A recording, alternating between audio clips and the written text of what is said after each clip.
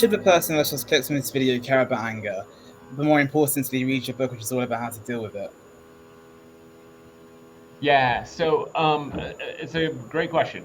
Anger is an exceedingly common emotion, right? People feel it all the time. People tell me they feel it a couple times a day to a couple times a week. It's part of the human experience. And because it's so commonly felt, it's also part of dealing with other angry people is also part Yeah. of the human experience. And so as a general rule, we really need to develop healthy strategies for understanding and managing our own anger, but also understanding and managing other people's anger. Yeah, no, I asked that because as I reflect on anger, it is perhaps the emotional home base for many. It's that word, the expression that we all have in common. So I really think it grips us all. And I do see how it can be so corrosive, and it's something that a lot of people really want to work on. So yeah. Yeah, I really liked how you normalize anger just as an emotion. Yeah, I think it's such a critical experience, and in my experience too over time is that there are a lot of people who are really uncomfortable with anger, uncomfortable talking about it, including even therapists that I've talked to and worked with who say, when my clients get angry, I get uncomfortable. And I get that. I do think anger can be scary, and so it makes sense that people would be nervous or anxious around angry people. But I think that speaks to exactly what you're saying, that the need to normalize it, the need to talk about it and think about it a little bit differently. Exactly. And just learn how to manage in healthy ways. Mm-hmm. Yeah, no, I would love to know what you've learned about rage and anger. How do you relate to it? And I ask that because I think we all from time to time can rely on anger as a fuel of sorts. So I'd love to hear some of your key learnings. Yeah, I think this is something that has been over the course of my life and my career has been, there's been a really interesting trajectory here because when I was growing up, I kind of learned of anger as a bad thing, right? That Yeah. I was taught to believe anger is a problem and, losing your temper is terrible and people can get hurt and so on. I was taught to believe it was really scary. And I totally get where that comes from. I mentioned this in my book that I used to work with at-risk adolescents, and these were kids, and I kind of put at risk. I know that the listeners can't hear this, but I put at risk in quotes because these were kids who had interacted with the legal system in some way. They were having all sorts of challenges, but oftentimes those challenges weren't necessarily things that they were bringing to the table. They were their bad experiences that they had had. But one of the things that really jumped out at me was how sort of salient anger problems were for these kids, that they were losing their temper a lot, and that seemed to be one of the things that was oftentimes getting them into trouble. I became really, really interested in the idea that that we needed to, these kids needed to learn to manage their anger better. And I stand by that. I mean, I think that's important that they did. However, I also acknowledge now, as I guess, learned a little bit more, that these kids had an awful lot to be angry about. Life had not treated them very fairly. They were experiencing all sorts of negative things that were outside of their control. Frankly, the expectation that they should, even my expectation that they should be able to manage their anger was unreasonable in a lot of ways. They were kids, right? And they were dealing with really, really complicated stuff. It's understandable that they were feeling that way. And so in my mind, I think I started to sort of transition a little bit to anger is often justified, anger is often reasonable. It isn't always scary, it isn't always bad. And where I've landed now is, I think, where we're really one of the things I really like is I do see the world starting to recognize that emotions are not necessarily inherently good or inherently bad. They are ways of communicating with ourselves or alerting us to things, right? So our anger alerts us to the fact that we've experienced an injustice. Our anger alerts us to the fact that we've been treated poorly, our goals are being blocked, much like our sadness alerts us to a loss. Our guilt alerts us to the fact that maybe we've done something wrong. These are ways that our brain communicates to us something we need to know. And so in that sense, they can absolutely be positive, and they can give us fuel, energize us to confront that injustice. I think it's really important that yes, managing is important, but the other piece of dealing with emotions is listening to them, is figuring out what they're telling us. Yeah, no, I do get that. Like, if you're being pushed around by people who are essentially trying to enslave you, then, the anger kind of makes you realize you're not receiving, the kind of proper regard or the proper response that you deserve. And so in that sense, I do see how anger is kind of a facilitator of the kind of courage you need to address those things kind of head on. And I think that really does speak to the healthy side of resentment and anger, which, sometimes is too often, overlooked. Yeah. I would argue I am actually I am troubled when I see people obviously let their anger get the best of them and maybe do things they regret because of their anger. I am actually just as troubled when I see people not getting angry in circumstances where they probably should. Where when I see people who have been, as you said, pushed around, when I see people who are being treated poorly not getting angry, I have I also question whether or not that is healthy, and what should be happening instead. Yeah, no, that's what I really loved about your book. You really highlighted how you should feel angry. Like, you shouldn't just dismiss that feeling and really push it and just repress it. Like, there are cases where you should feel angry and you deserve to, and it's important that you do. Yeah. I think that is really important. Like any emotion, or like all emotions, I think it's really important that people understand and recognize that feeling them is normal and healthy and oftentimes good for them. Yeah, exactly. All emotions exist for a reason. Okay, so my question is that, I found your book really fascinating. I learned a lot, but the thing that really stood out to me was your section on on the anger that you suffer during your childhood, the anger that you face. It kind of relates to a trauma you face. It kind of the connection between that and the types of anger that you still feel when you're older. I just hope you could delve more into that, because I really thought that was a really cool connection. Yeah, I think it's emotional development is a really fascinating topic, because emotional development occurs in many of the ways that other forms of development, that we are born unable to experience the same kind of emotions that I experience now in my 40s, right?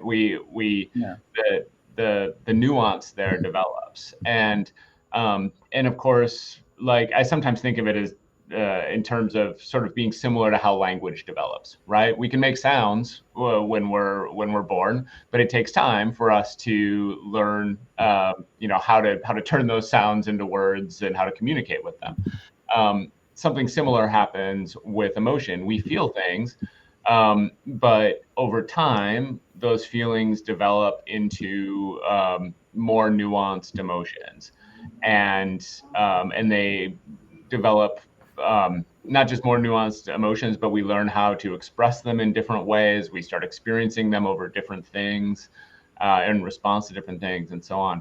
And a lot of that some of it comes naturally as our brain develops, as the rest of our body develops. That emotional development comes naturally. Some of it happens because of messages we get from society, messages we get from our caregivers. All of those things tend to influence it as well. And so anger is one of those emotions that, because it's so closely tied to aggression, where there's this threat or intention to hurt or harm someone, because it's so closely tied to that, we get a lot of messages from our caregivers and from others about how we should express our anger. And sometimes those messages are overt, don't hit, don't swear, don't yell. Sometimes those messages are a little more covert, right? They're a little less direct, where it's just things we witness, things we see. Maybe we live in a family where one parent tends to express their anger in that aggressive outward way, and the other one doesn't, we take that in and we start to see those patterns, whether we're recognizing it or not. We also start to, if we have a mom or dad or who yells at us, and we find that scary, we might start to internalize our own emotions or our own anger and not express it the way they do. So lots and lots of different sort of nuanced ways that our emotions develop based on those experiences. Yesterday I actually had a pretty deep chat with a taxi driver about parental discipline and how it relates to Joseph Jackson. Most recognize him as the father of the famous Jackson family. So you're thinking Michael Jackson, Janet Jackson, and their siblings. And the taxi guy basically said that physical punishment is like speaking a secret language that only some kids can really understand. Take a kind of basic parental lesson about truthfulness. Like, you would need to kind of resort to physical harm to kind of make your kid comprehend that basic lesson, basically.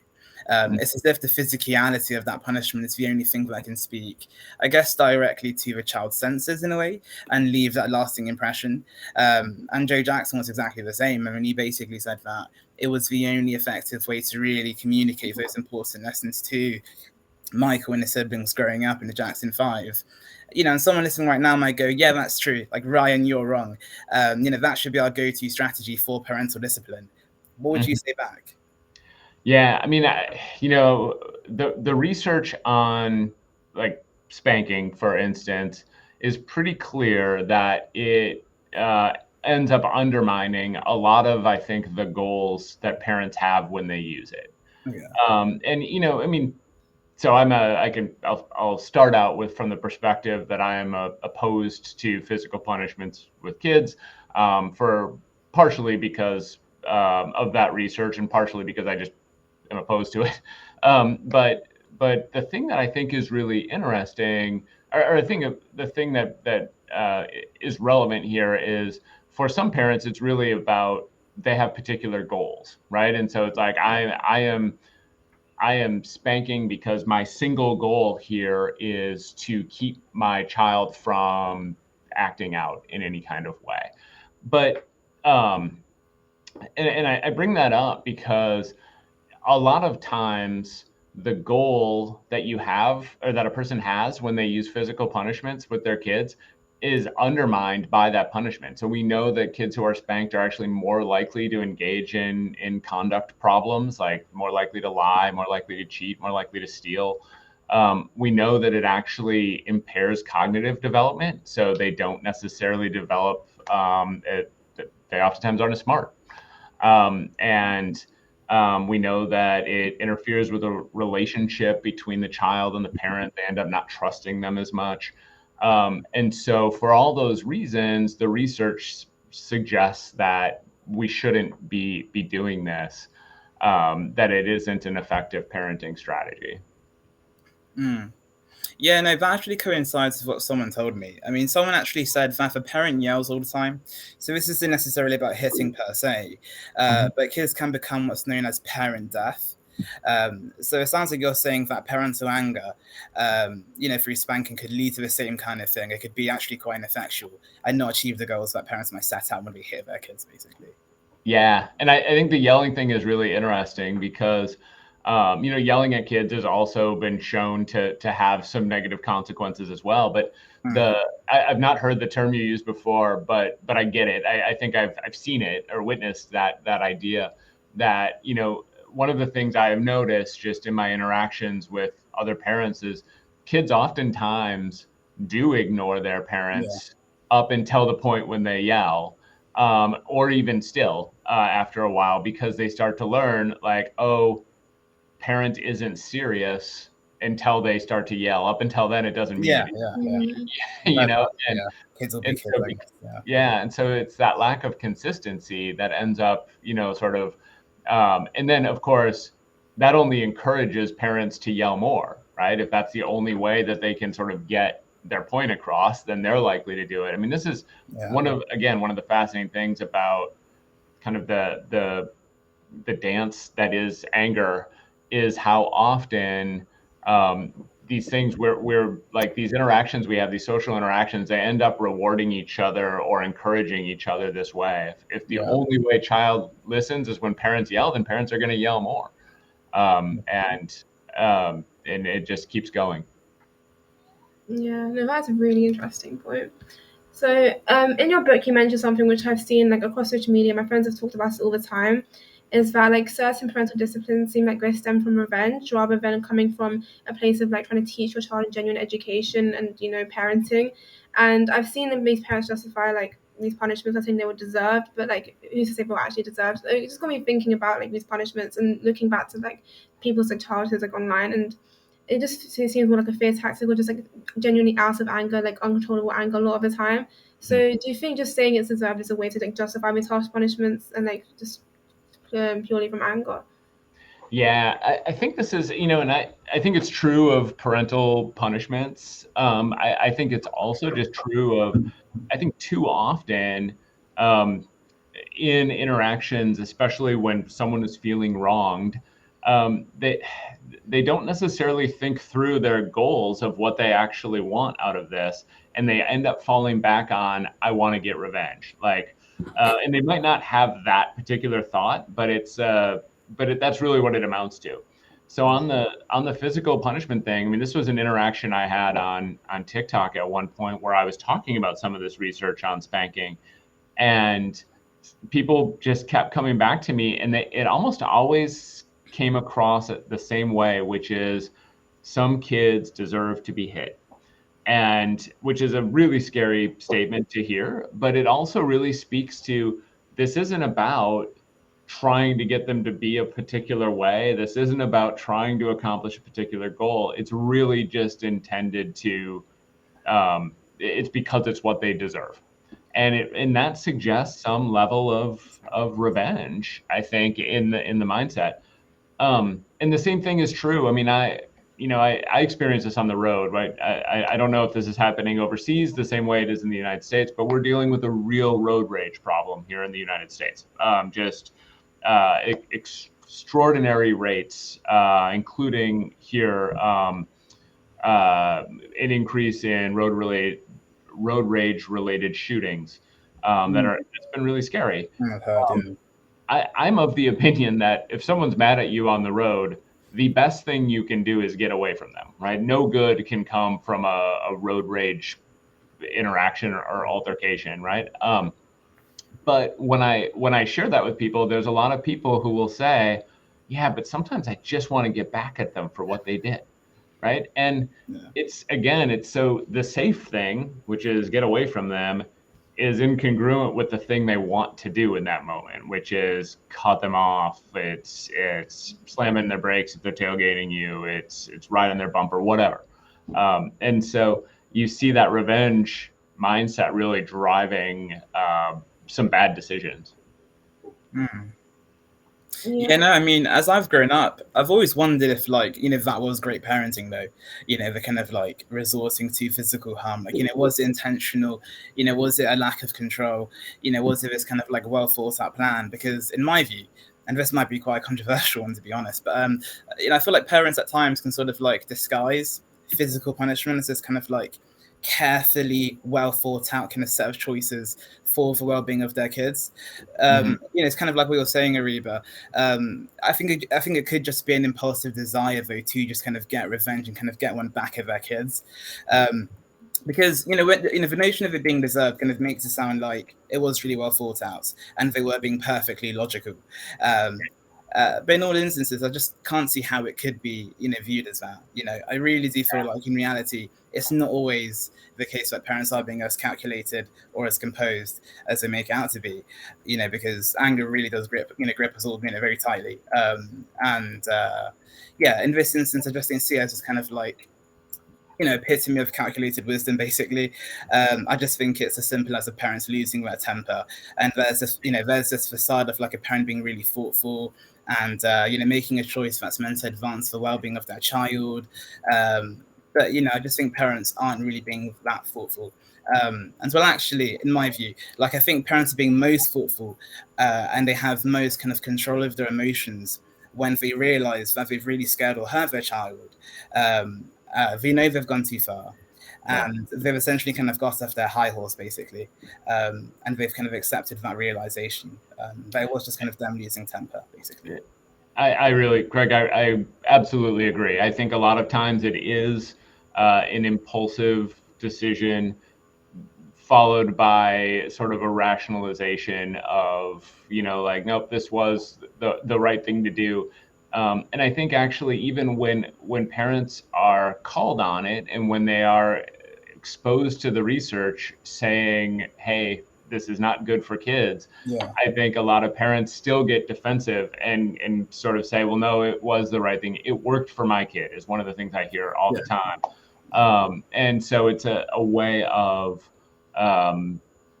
sort of rationalizing that decision. And the one thing I would say too is in a lot of ways, I get it. I get not the part about losing your temper, but I get the part about being so scared that you did something wrong that it's really hard to admit to it, as a parent, say like, I shouldn't have been doing that. Like I should have embraced a different approach. That's hard and scary. I mean, ultimately it's like, you might feel like, I screwed my kid up because I did this. And so I understand where some of that defensiveness comes from, and some of that anxiety comes from. Yeah, exactly. Especially like social media. I think there's such a pressure for parents to like basically be perfect. So, the way people, especially parents, like present themselves online, like, doing the most of their children when, it really isn't like that. I mean, being a parent is hard even in the best of times. So right, absolutely. No, and I agree, Ariba. I think one of the things I really like that I see more and more on social media now is people normalizing their errors and like just being out there and saying, hey, here's a thing that I did that I did for a long time that was wrong, and sharing that. I think that's a good, healthy thing for people to do. And I think it's actually really brave. Yeah. Okay, so my question now is like, so how do you think like this kind of discipline where like for parents punish their children from a place of like anger, like we've just been talking about, actually plays out in their behaviors that enter adulthood? So how do you think it, like, you're going more into like how it impacts the relationship between child and parent, and like does this kind of like cause this like cycle where the child feels like a desire for like almost like revenge towards their parents? Mm-hmm. Yeah, I think it plays out in a lot of different ways. And so one thing I think we see is, by and large, there are definitely exceptions to what I'm about to say, but by and large, we do see that kids tend to express their emotions the way their caregivers do. And so kids who have parents who are oftentimes sad end up being relatively sad in adulthood. Kids who have parents who are really positive and outgoing tend to be positive and outgoing. And that means too, though, that kids who have parents who yell and scream and hit tend to do that in adulthood as well. Now, obviously, there are exceptions to that, and I can hear listeners saying, "No, that didn't happen for me," and I absolutely I get that, but that there is that tendency. So I think that's one of the ways that it tends to lend itself. I think the other thing that we see is just knowing that research on spanking in particular. We see that kids who are spanked, they end up oftentimes engaging in more like conduct problems, meaning, and I mentioned this before, but lying, stealing, hitting, things like that. So we're going to see those behaviors play out too, going on into adulthood. One of the things that's really interesting, though, is more recently, in fact, just in the last 6 months, and regrettably, I'm not going to be able to cite the author of this, but a study came out that found that childhood trauma, or what we call, aversive childhood experiences, that though that type of trauma did lend itself to or lead to anger, more frequent and more intense anger in adulthood. And so when we think about those aversive childhood experiences, we are talking about, physical violence from parents or from anyone else. We're talking about parental divorce. We're talking about poverty, a whole host of negative experiences in childhood that lead to anger problems in adulthood. That's a really, really, in some ways important, but also, I mean, definitely important, but also I would argue kind of shocking finding to think that those experiences play such a role in our adult emotional experiences.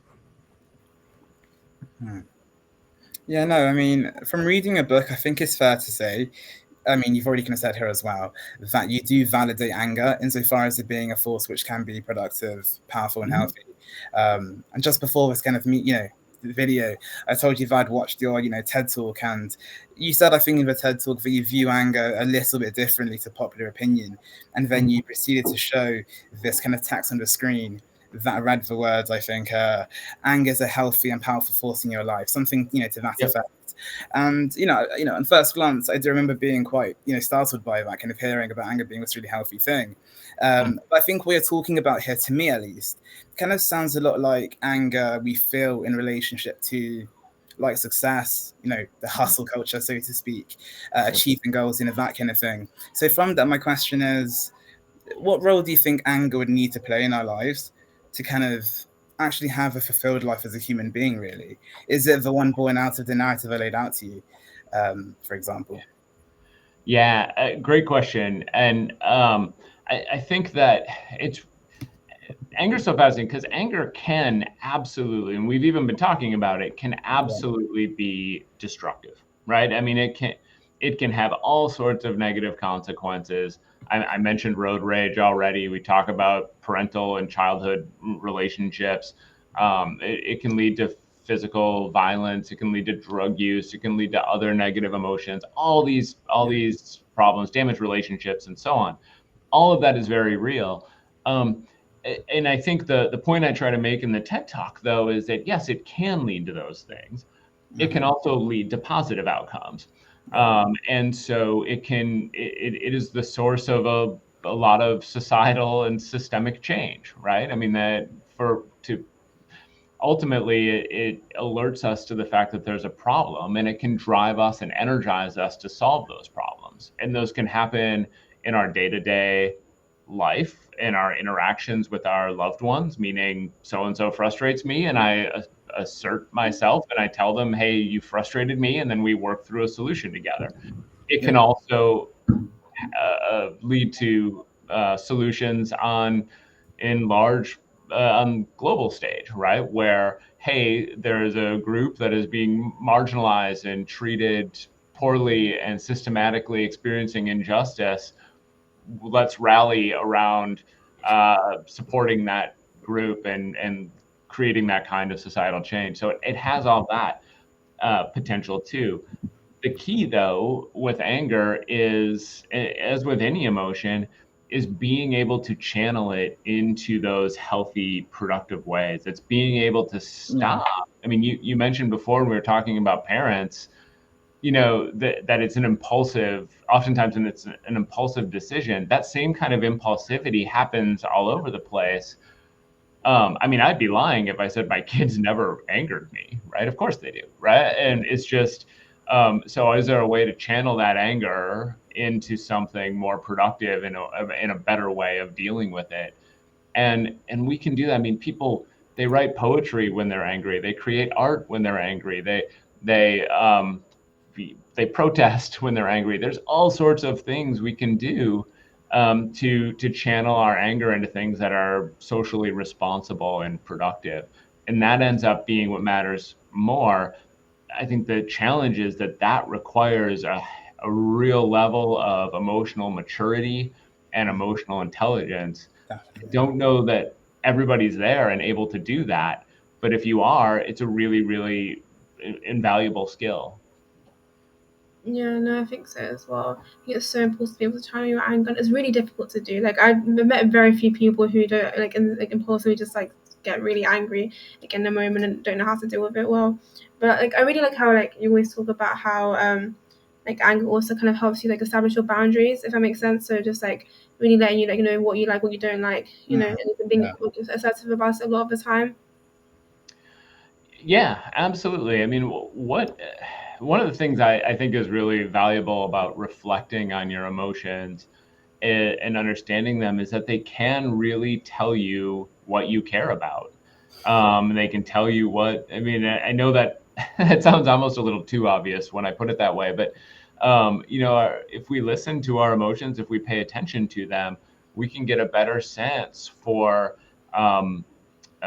what it is that we really value and that really stands out to us. I mean, even just a moment ago when I said that my kids sometimes frustrate me, Yeah. I can go through now the process of, okay, so why? Like, what is it that frustrates me, and why does it frustrate me? And that's going to reveal a lot about what I want for them, what I want for myself, when I might be putting my own needs ahead of theirs. I mean, that's a learning process for me, not just as a parent, but as a person. I use this example. Forgive me, I can't remember if it's in the book or not, but I use this example. I used to get really frustrated with how long it took me and my kids to get out the door in the morning. It was in my mind, it should just take like 5 minutes of getting their shoes on and getting in the car and going to work, and me dropping them off at school and then going to work. And it was one of these moments where it added stress a lot of, probably 2 or 3 days of the week, where we would just kind of have this frustrating experience. And one day I sort of stopped and I did the work of asking myself, why is this so frustrating to me? And, I started thinking through, well, I'm under stress. I'm excited about my day. Nervous about my day. I'm on my way to work. I don't want to be late. It feels like, they'll slow me down. I ran through all these different thoughts. Yeah. And then a thought occurred to me that was really, really distressing. And I had this moment where I said, when I get mad at them and I snap at them, or whatever, what I'm really doing is saying that the 5 minutes of time I'm saving by hurrying you out to the car is more important to me than our relationship. And that I'm actually sacrificing my relationship with my kids for a couple minutes of extra time at work. That's not a good look, right? Okay, yeah. That's a terrible thing to realize. And once I realized it, and once I gave it some thought, it changed everything. All of a sudden, the next day, I cared less about getting out the door, and I was more patient, and I kept telling myself that this is having a good relationship with them and not snapping with them, having a nice drive to work with them, talking about our day, all that stuff is more valuable than whatever couple minutes I save by hurrying them along and being impatient. And so that's what I mean about sort of things being a window and telling you what you care about, and then allowing you to change what you care about. Yeah, when I was reading your book and you're talking about the process of recognizing like what makes you angry, when I was reading, I was like, yeah, I know. But when you just give an example, I was like, wow, I really actually to reflect on what makes me angry, because I never would have made that connection even from an external perspective. Yeah, there's something really valuable about drilling down a little bit and being like, it's not just, yeah, it makes me angry when people walk too slowly in front of me, but why, right? Let me drill down a little bit to think about like what that means, what's going on, what it says about me, what it says about how I view other people, and to get into that. No, yeah. I think there is so much, especially nowadays, about how to do things from like a place of love, like constantly, this kind of obsession with like, doing things in a very loving manner, and love being this really powerful thing. And it really is a powerful thing. And it is a force to be valued in life. But I think so is anger in certain aspects. We've already kind of run through the examples of anger being the catalyst for, say, protest action, or, as Ariba pointed out, setting those boundaries. And also just being this kind of like fuel in a way for like productivity too.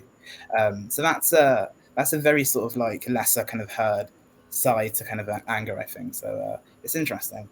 Yeah, no, I do. I think I like the way you phrased that, a catalyst for productivity. I mean, I do think there is some truth there, that this idea that it is, people have different things that drive them. And some people are driven by fear, they're driven by like, oh, I'm scared I'm going to screw up, or I'm scared I'm going to lose my job, or I'm scared of whatever. And other people are motivated by anger, that they say, well, no, I don't like the world as it is. I want to change it. And so that's what helps me get up in the morning and get to work and do the things I do.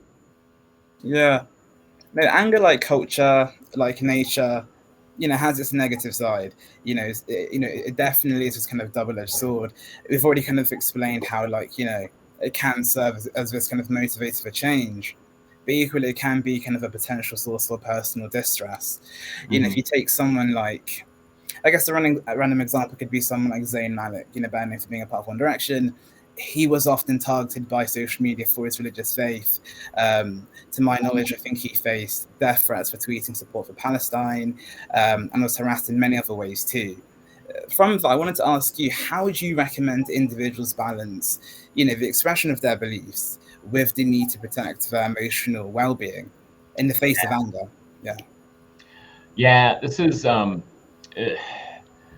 it's really tricky, because I do think there are ways in which we, day in and day out, I'll back up and say that I wish that there were a simple answer to that question. And the truth is that these things are always so nuanced that it's hard to say sometimes. I think that I think we invite sometimes more provocations into our life than we necessarily realize. We choose to maybe watch the news that makes us mad. We choose to scroll through social media that makes us mad. We choose to interact with people that might make us mad. And that we make those decisions a lot throughout our day. And that's okay. I mean, anger is, like I said, anger is healthy, and so it's okay to invite those provocations into our lives. I do think, though, there are times where we should stop and ask ourselves, is this the right decision? Is it the right decision to invite this anger into my life? Is it good for me? Is it good for other people around me?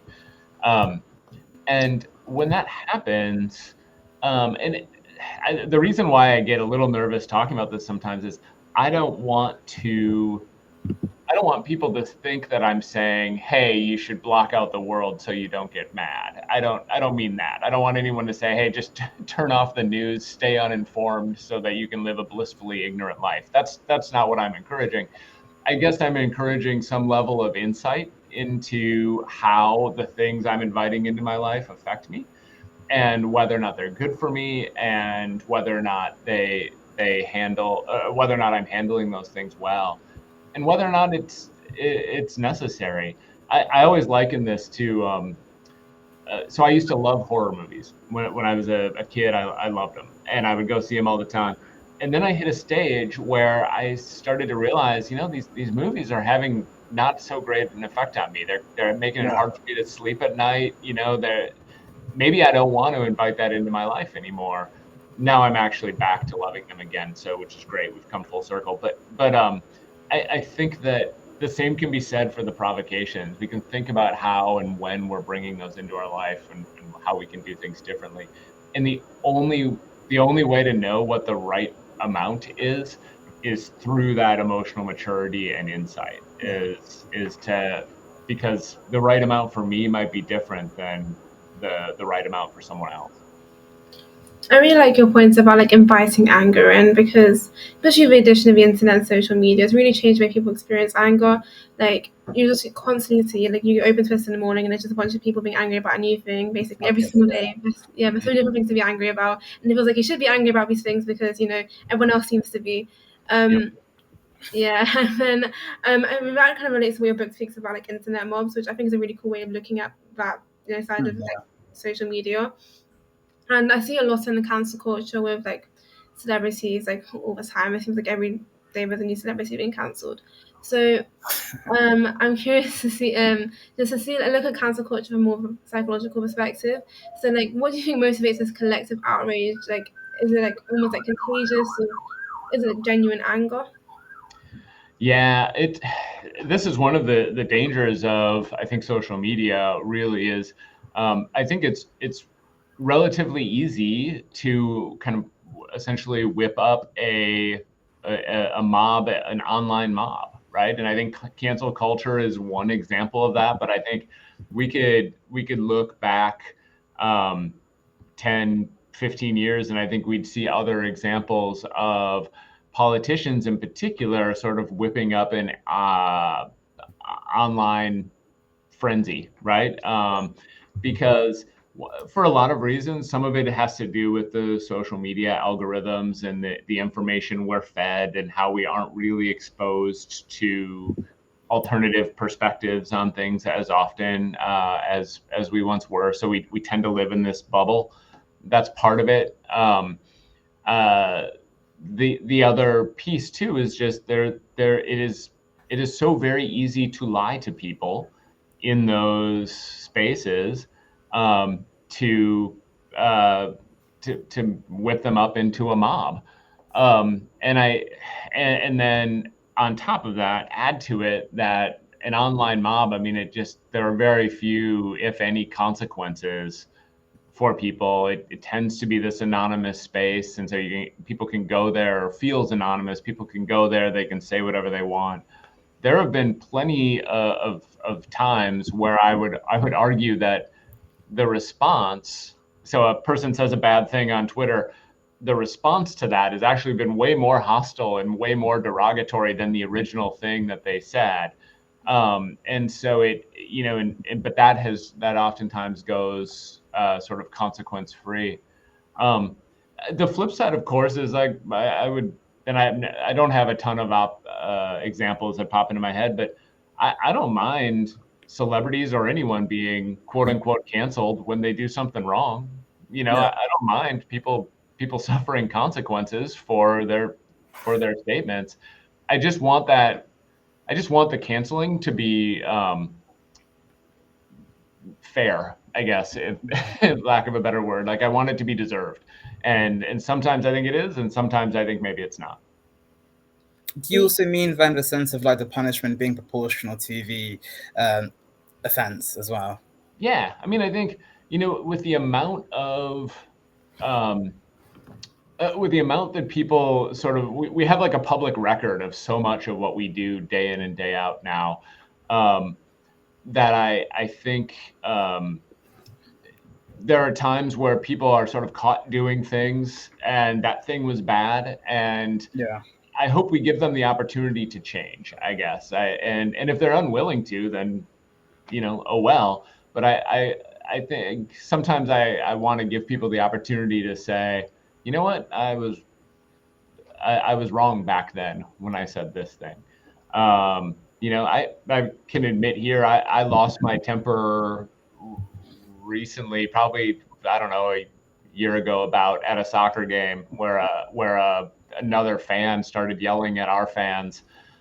It didn't come to blows or anything like that, but we yelled at each other and then it went on away. And afterwards, I had this moment where I thought, gosh, that wasn't great. That could have been handled better. I wonder sometimes what would have happened if someone was videotaping that? What would have happened if people started sharing that online in some way? Could that have gone, and it's just, I guess what I'm getting at is I do acknowledge that even people who are trying their best screw up sometimes. And I hope we can make space for that and be tolerant of that as long as it doesn't happen too often. Yeah, exactly. Like fundamentally, I do believe in cancel culture, but I feel like it just gets a bit too extreme where people are just kind of like the existence is basically cancelled. They get bullied, receive death threats, and they're not really given a chance to just learn and like be educated. And I also think it's just so toxic a lot of the times as well when people cancel for things that like they tweeted like 10 years ago. It's like, okay, times have changed, and also people can change as well, and you should like be more willing to understand that like a lot of people should be online. It just feels like a lot of people are just waiting for someone to cancel, and they're just holding people to such high moral standards, and then whilst they're holding those really high moral standards against someone else, they treat them really poorly instead of educating them. It just becomes like honestly like really like aggressive bullying from so many people. Yep. Yeah, I very much agree. I mean, I think we've seen lots of examples of that, and I also think too is if we immediately gravitate toward sort of bullying / punishing the person who screwed up, the person who did the bad thing, I think we end up actually driving them further in that direction, instead of, as you said, trying to educate, trying to help them come around and see things differently. Yeah, no, I mean, I think social media doesn't help either. I mean, all these algorithms kind of, reinforcing the same thing, same thought, same, kind of sense of humor to certain audiences. And I think when people with similar beliefs do kind of gather into this kind of online community, it does have this kind of echo chamber effect. And I think their collective anger can really intensify when they're around people who constantly validate and amplify their grievances. And so when I reflect on that, I just can't help but think, if people did kind of step out of those kind of enabling chats, if they kind of moved away from their online buddies, basically, if they actually got some, proper pushback, would they be as angry as they are about the things they're angry about, And that's always really interesting to me. I absolutely. I mean, I think that is really clearly driving what seems like the cultural moment we're having right now of anger, is people living in these bubbles or echo chambers. I think that, and not necessarily experiencing other perspectives.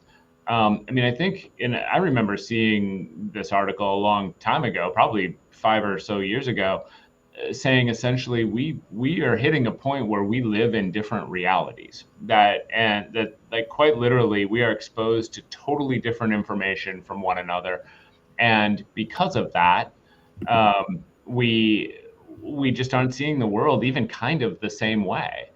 And the thing I always think about, so I don't know if you've ever been to Graceland in Memphis, but so I went to Graceland is Elvis Presley's home, his where he lived when he died.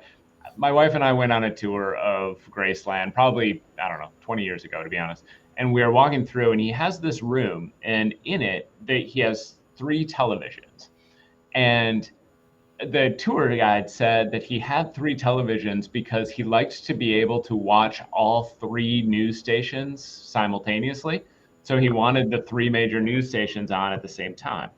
And it was because he wanted to get lots of different news perspectives on the same story, which apparently is something that I think Lyndon Johnson also did, the president of the United States at the time also did. And so he was emulating that. But isn't it amazing to think that there were only 3 news stations that would expose him to essentially the different perspectives, and then now think about just the absolute expansive multitude of sources of information, and how easy it is to just only get a very, very narrow perspective, despite the fact that we have all of these different options. People are just exposed to just this tiny, tiny, tiny sliver, and it's really affecting how we interact, how we see things. Yeah, no, exactly that. No, exactly. It's why I personally view this particular kind of anger to be quite irrational, or at the very least, very skewed, very warped. So I'd love to kind of see your take on this. I mean, do you think that it is fair for people to be angry about, say, actions which might have in the past been acceptable, but today have been kind of regarded as completely impermissible? We see that with lots of things and lots of people, whether it be TV shows, movies, our favorite comedians. What do you make of this particular type of anger?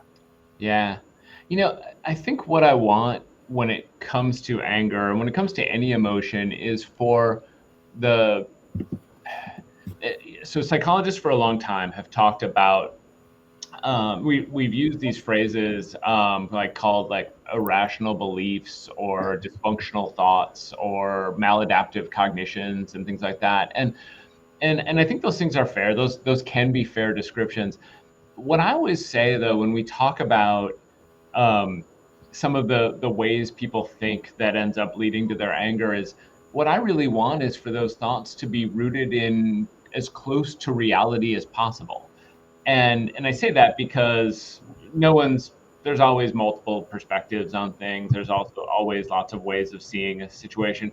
But I think what we're seeing now, though, is a lot of anger that is just rooted in something that is entirely false, or just a misunderstanding or just a unfair interpretation of what's really going on.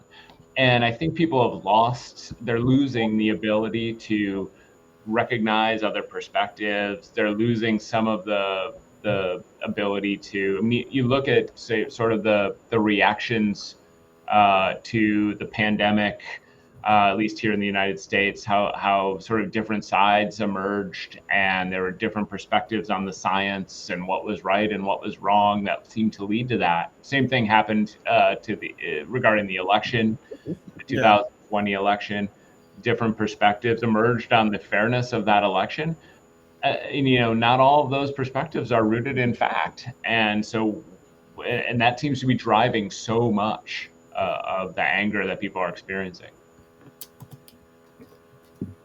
Yeah, I do definitely see how, again, there are sort of an interplay of factors which are just making people very limited in what they can actually interpret. And it's also very multifaceted. Gender plays a role in this as well.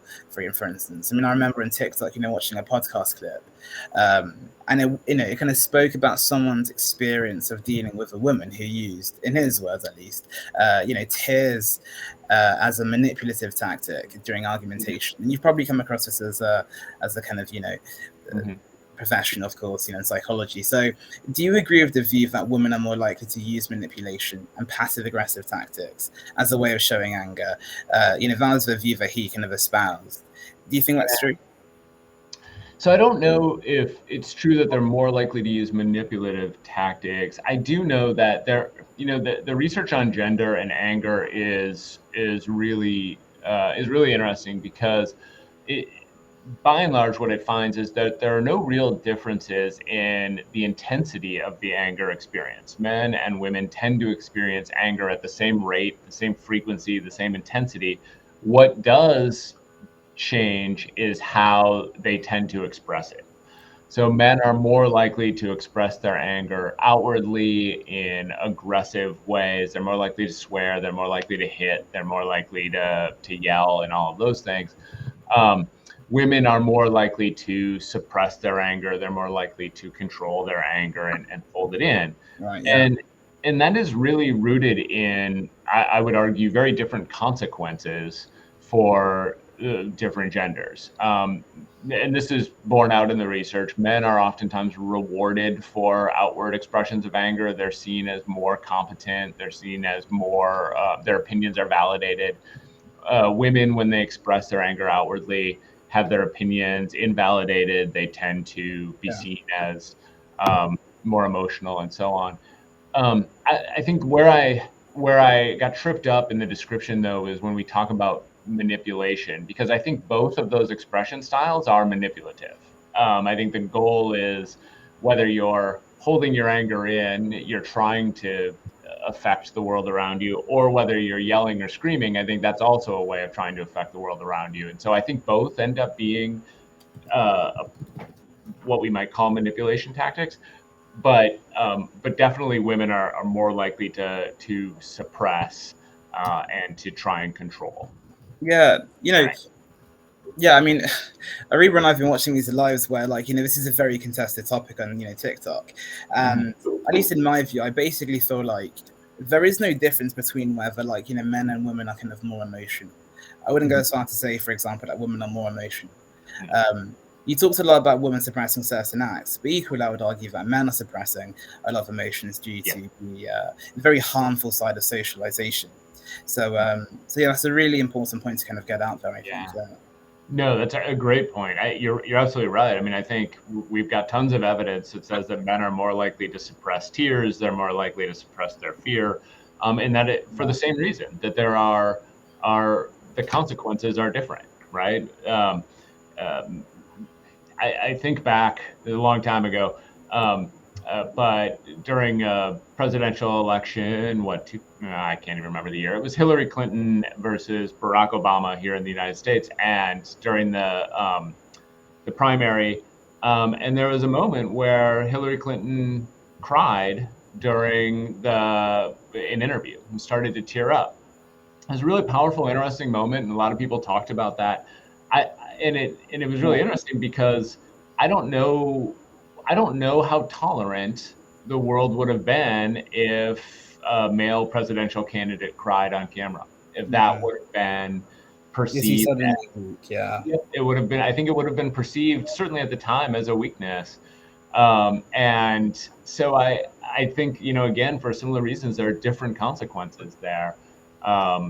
Regarding whether or not we kind of tolerate someone showing fear, or whether or not we tolerate tears, and so on. Yeah, no, like that's completely true. Like, for example, like when I'm angry, it's just seen as like emotional, just like I'm acting like crazy. But then with like a guy, if they're like crying or upset or like fearful or something, it's just like we're not being masculine, it's too feminine. It's just like you see how we attribute like certain emotions like as acceptable to like certain genders when really everyone experiences the same emotions. It's just how we express it, it's just different. But when again, that's motivated due to like social conventions, so it's quite interesting. And tears are particularly fascinating that way, because if you back up and you think about the tears of infants or the tears of children, you don't see significant differences. Boys and girls, when they are first born, boys don't cry less than girls do, right? So that tells us that it obviously is changes over time, right? And it's the result of that socialization. It's the result of those messages. And I don't know. I just side note. I was at my son's soccer game last night, and one of the kids got hit and started to cry. And it was interesting for two reasons. One, because this particular player I've not seen that happen from them before. And so it was a moment where what it said to me really was, gosh, this one must be serious, right? He must really be hurt. The other thing, though, is I was caught up in the idea that, like, okay, so they're sort of at an age where I think the world is still kind of tolerant of boys crying, but I think that over time that continues. I'm not sure you see that from a high school kid. I'm not sure you see that from I don't know if I've seen a professional player crying in pain, literally crying in pain, or, and how often that happens. And so I think that there are ways where we become more, we can see that like sort of intolerance for male tears occur over time. Yeah, that is really interesting. Yeah, I completely agree. Like just growing up, like in primary school, you'd see kids cry, but in secondary school, I did not see a single like guy ever cry. It was just like anger, So following on from that, like as we were talking, like anger is like definitely an emotion, but like, do you think it's considered emotional in the same way other emotions are, like fear or sadness? Can you say that one more time? I'm sorry, I didn't hear. I asked this. Anger is like an emotion, but is it considered emotional in the same way that like fear or sadness is? Yeah. So, psychologists have for a long time, we've never effectively been able to really define what an emotion is. I mean, oftentimes for the definition to really capture all the different emotions, they end up being so broad that they end up capturing things that we wouldn't necessarily consider an emotion. But that said, we have essentially established that there are some what we call basic emotions, or sort of primary emotions. And the ones that tend to fall in that category, it's actually, if you've seen the movie Inside Out, those emotions are the ones we tend to categorize there. So it's joy, it's anger, sadness, fear, disgust. A lot of times surprise is added to that list, which was not in the movie Inside Out. But the reason why the movie Inside Out had those is because they actually had a psychologist serve as a consultant on that movie who's done a lot of that work. Now, anger, basically, when it comes to sort of why we think of those as some of those basic or primary emotions, it's really rooted in things that, like, do kids experience them relatively early on in life, whereas some other emotions tend to come along later through development. So that's one piece. Do they serve a particular sort of functional value, kind of how we've been saying that fear alerts us to threat, anger alerts us to injustice. So is there some value there? Those are some of the reasons that we kind of think of some as being primary or basic emotions.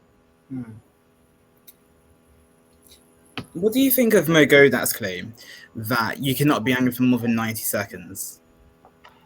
Intuitively speaking, maybe. I mean, I could give you some sort of background context as to what he meant by that, but maybe intuitively, what kind of jumps out at you when you hear that you can't be angry for more than 90 seconds?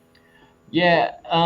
So I would love to hear the context, but first I'll just tell you my gut is that is not accurate, and I say it for two reasons. One is there's kind of two ways to thinking about it. One is just the physiological arousal that comes with anger. Typically, we think of that taking about 20 minutes to dissipate, to get back to baseline. And so even just from a physiological perspective, your anger lasts quite a bit longer than 90 seconds. The other piece of it is that we can also think about anger to a point, maybe turning, and maybe this is just maybe some people define this differently, but at a point turning into resentment.